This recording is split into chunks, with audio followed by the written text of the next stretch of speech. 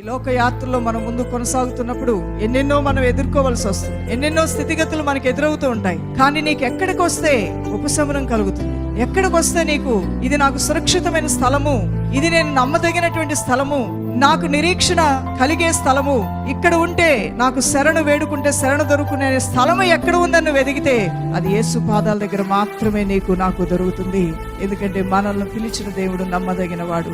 ఆయనలో ఏ కుళ్ళు కుతంత్రము లేదు, ఏ మోసము లేదు, ఏ అబద్ధము లేదు, ఏ కీడు లేదు. నీ గురించి దేవునికి ఉన్న ఆలోచనలు అన్ని చాలా ఉత్తమమైనవి, శ్రేష్టమైనవి. అయితే దౌర్భాగ్యమైన పరిస్థితి ఏంటంటే ఆ దేవునితో సహవాసం చేసే విషయంలోనే చాలా సార్లు ఈ శరీరం అంగీకరించు, ఆ దేవుని చిత్తానికి లోబడే విషయంలోనే ఈ శరీర కోరికలు బలాత్కారం చేస్తూ ఉంటాయి. ఆత్మ శరీరానికి, శరీరం ఆత్మకి విరుద్ధంగా పనిచేస్తూ ఉంటుంది. దేవుని చిత్తాన్ని నెరవేర్చాలనే ఆశ, తపన, మంట ఉంటుంది ఒకవైపున. మరలా శరీరము, శరీర స్వభావము అది క్రమశిక్షణలో పెట్టుకునే విషయంలో విఫలం అవటం వలన, ఆ యొక్క ఆలోచన తత్వాలని సరిచేసుకోవటంలో అజ్ఞానంగా ఉండటం వలన, దేవుని యొక్క స్వరాన్ని విన్నప్పటికీ కూడా అన్ని స్వరాల్లో ఇది కూడా ఒక స్వరం, అంతే చెప్తారులే, అంతే మాట్లాడతారులే అంటూ వెళ్ళి దేవుని దగ్గరికి వెళ్ళి కూడా దేవుడు కూడా అంతే చెప్తాడులే అనే అలవాట్లు, పొరపాట్లుగా నిర్లక్ష్యంగా జీవించిన సంఘం లవదోకియ సంఘం. తన స్థితి ఏంటో తను గ్రహించుకోలేనటువంటి బలహీనమైన స్థితిలో ఉన్నటువంటి ఆ సంఘాన్ని చూసి దేవుడు దుఃఖపడ్డాడు. నిజంగా ఏ వ్యక్తి అయితే నేనేమై ఉన్నాను,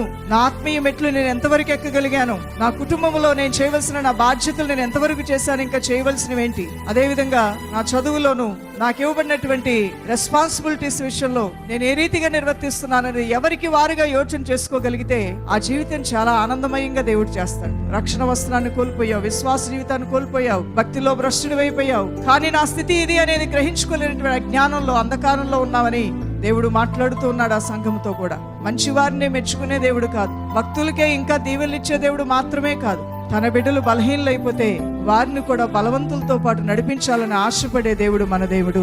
దీవెనలతో నింపబడి రెండంతల ఆశీర్వాదాలతో వెళ్తున్న వారిని చూసి మాత్రమే సంతోషించే దేవుడు కాదు, అట్టి వారితో సమవుజ్జీలుగా నీ చేయి పట్టుకుని వారితో పాటు నిన్ను కూడా పరిగెత్తించాలని ఆశపడే దేవుడు.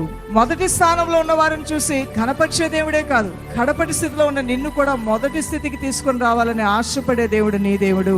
కొందరు తన బిడ్డలు తలగా ఉంటే వారిని చూసి అతిశయపడి దేవుడు మాత్రమే కాదు, ఇంకా తన బిడ్డలు తోకగా ఉన్నారేంటని ఆ తోకగా ఉన్న వారిని కూడా బలపరుస్తూ నెమ్మదిగా వారిని నడిపిస్తూ వారిని కూడా ఉన్నతమైన స్థలముల్లోనికి, ఎత్తైన స్థలముల్లోనికి తీసుకుని వెళ్ళాలని ఆరాటపడే దేవుడు మన దేవుడు. మనల్ని పిలిచిన దేవుడు నమ్మదగిన వాడు.